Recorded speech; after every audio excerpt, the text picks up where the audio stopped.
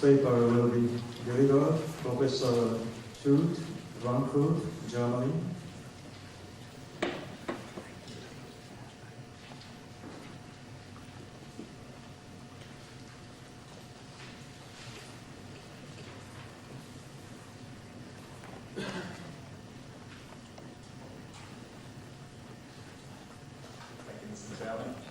Ladies and gentlemen, I want to talk about zirconia-based ordered mesoporous materials.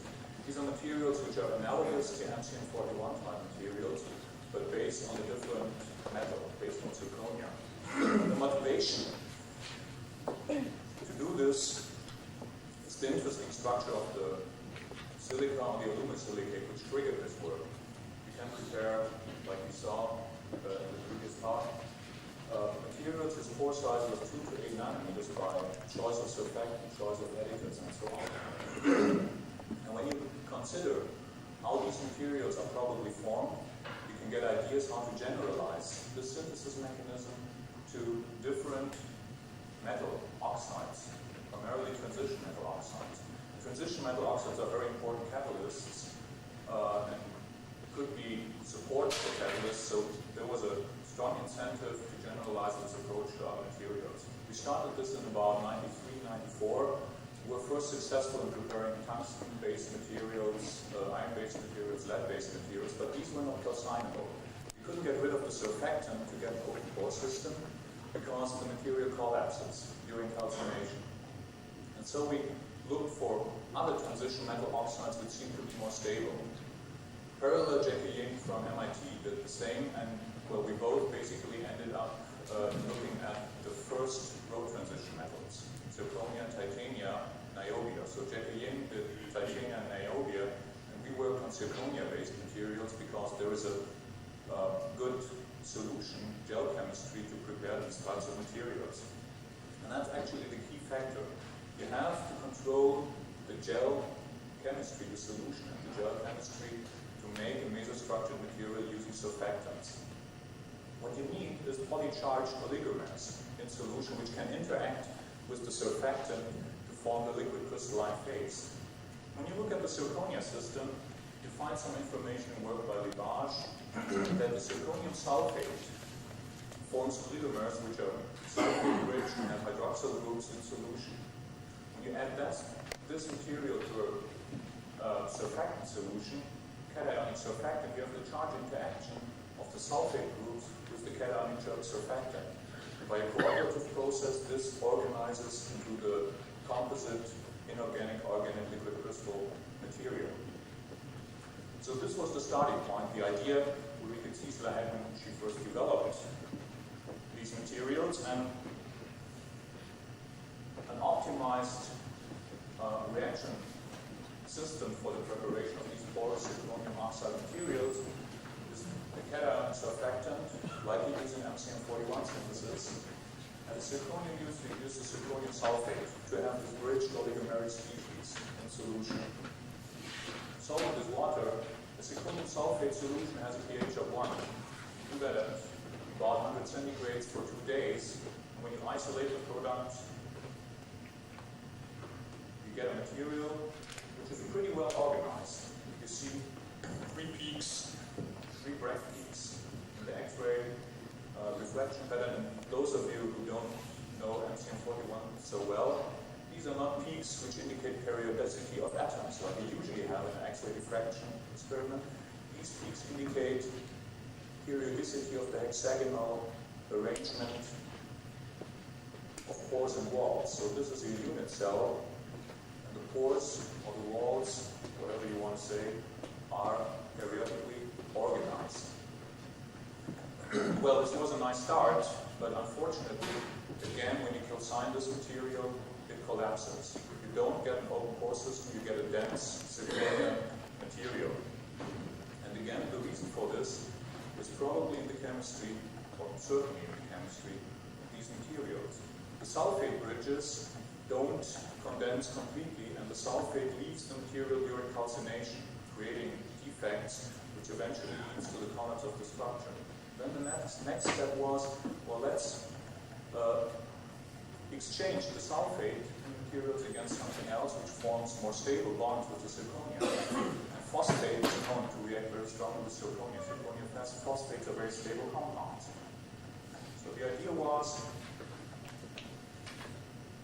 let's modify these materials with phosphate, use some kind of ion exchange of the sulfates versus phosphate, react remaining OH groups with phosphate groups to cross-link the inorganic part more strongly.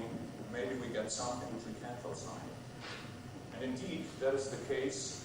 You lose some of the structure during calcination, but you can't calcine the material and still retain the low angle peak. This is the X-ray pattern of the phosphate-treated uncalcined material. You get 4 peaks. It's a pretty highly ordered material. If you calcine this material, you are still left with a peak at 2.81 nanometer for this type of surfactant, which is indicative of the pore structure of the material. And interestingly, the material doesn't contain any sulfur, or almost any sulfur anymore, but lots of phosphorus. So it's in fact a 50% phosphate, 50% oxide that we're talking about here. Last week, we were able to get a good TEM lattice image of the zirconium phosphate that was done by Dr. Ciesla and Robert Schlögel's group in the Fritz-Hauer Institute in Berlin. You can clearly see that large regions of pretty well-ordered material exists here. The black structures here are the zirconium oxophosphate walls. The white structures here are pores, which are hexagonally ordered in this type of material. And for those of you who have seen TEMs of MCM41, you will probably realize that the walls seem to be much thicker and the pores relatively seem to be much smaller than in MCM41. And that's indeed what we have here with this type of material.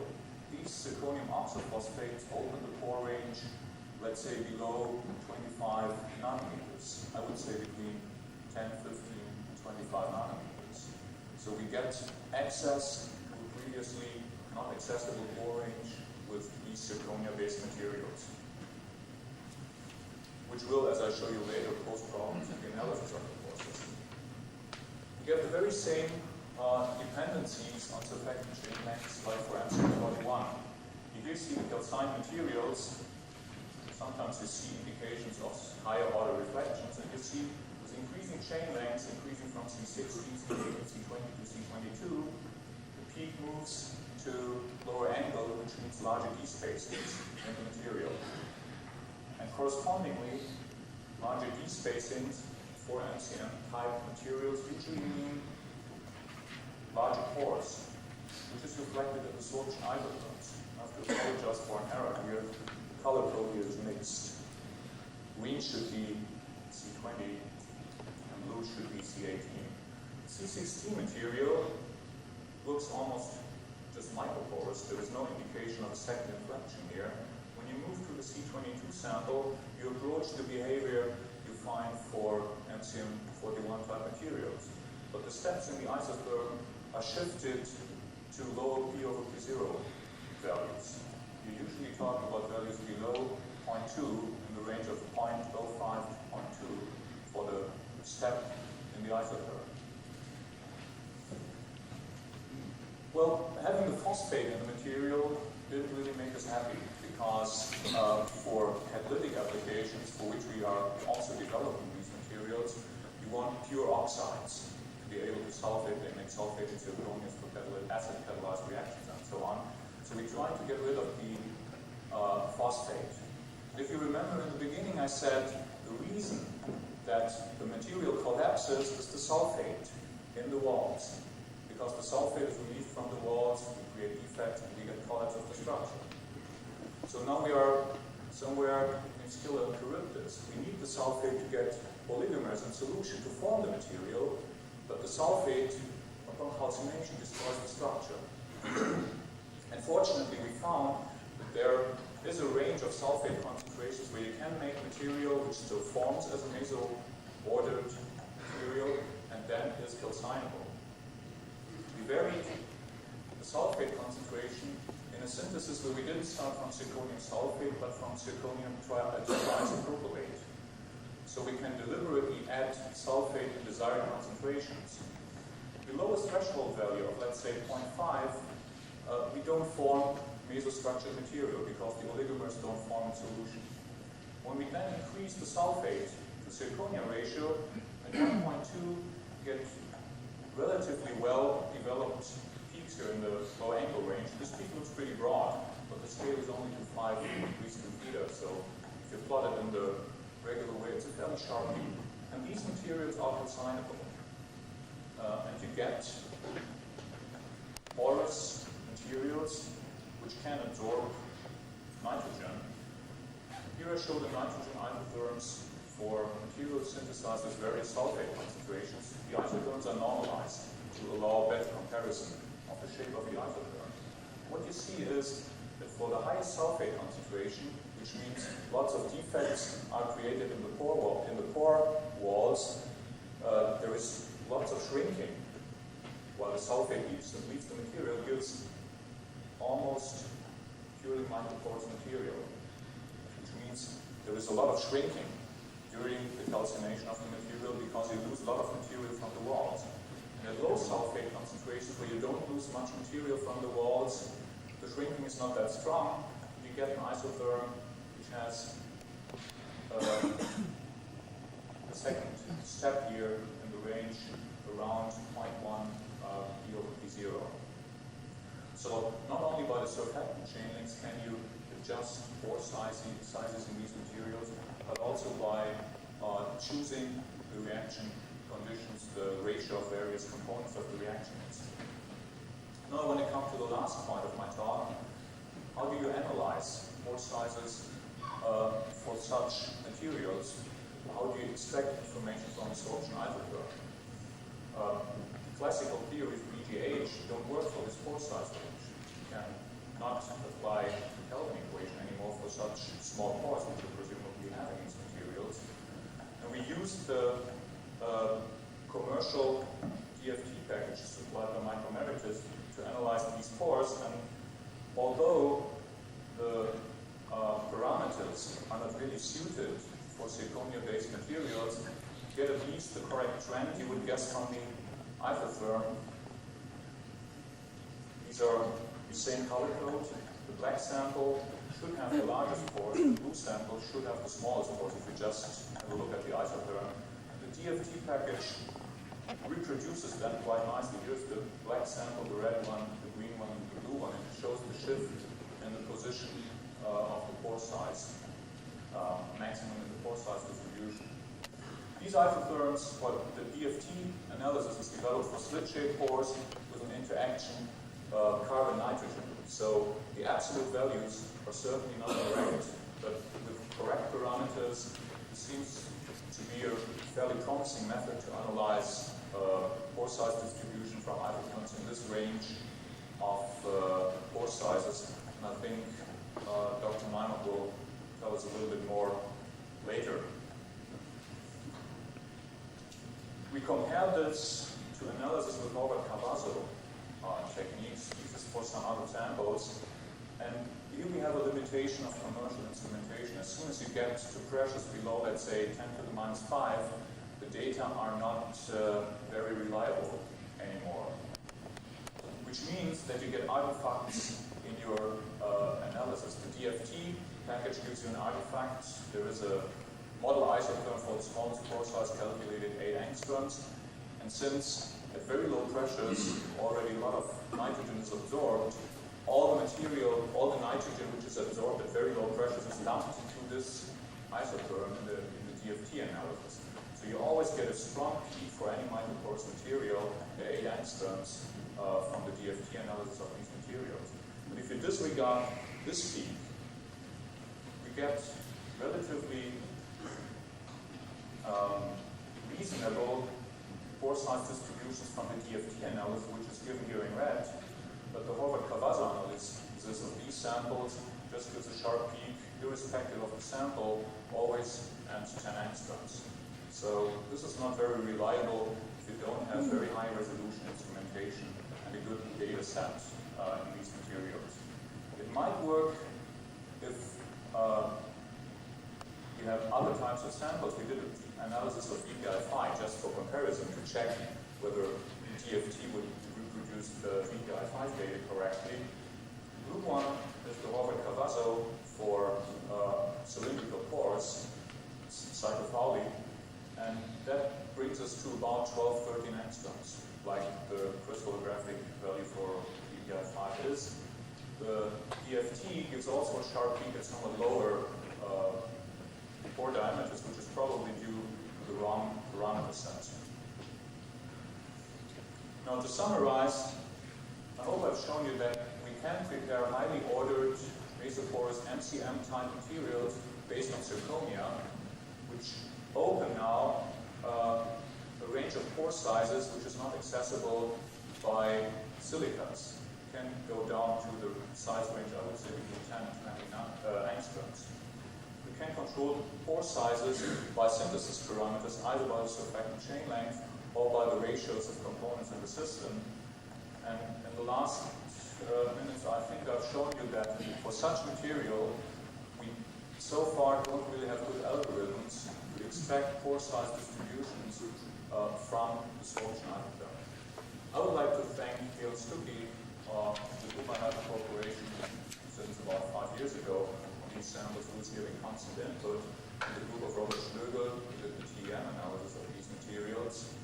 The TFG has funded this work financially. I want to like to thank them, and I thank you for your attention.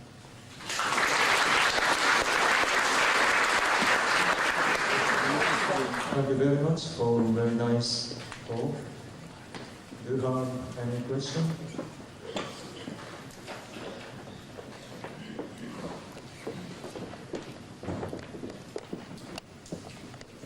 Questions?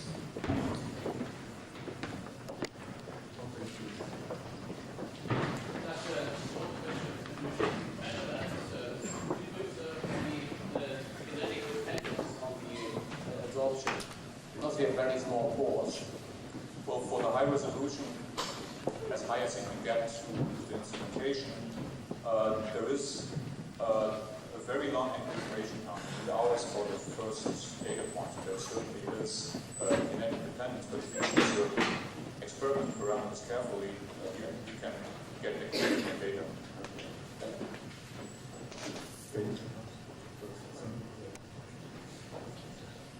Yes, your series of isotopes I find to be extremely interesting. I think that it's not so surprising that the methods available at the present time are not entirely successful, because you see, in that range of pore size, as you pointed out, the classical process of condensation is no longer operating. And these wider micropores, if you like to call it that, are being filled, but they're being filled by a quasi-multi-layer process, in my view. And so it's not really a kind of pore filling that one can easily identify or even analyze. Now, the ideal way of approaching this would be to take a series of probe molecules of different size, not simply to rely on nitrogen. Oh, absolutely.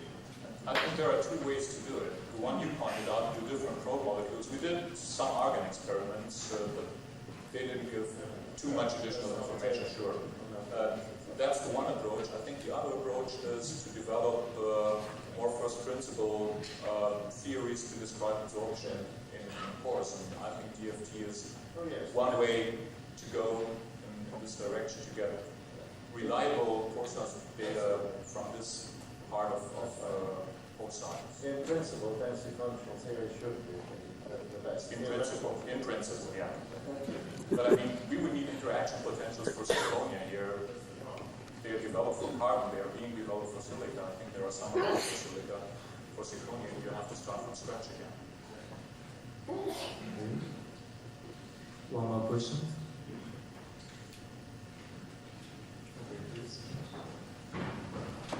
Just a moment.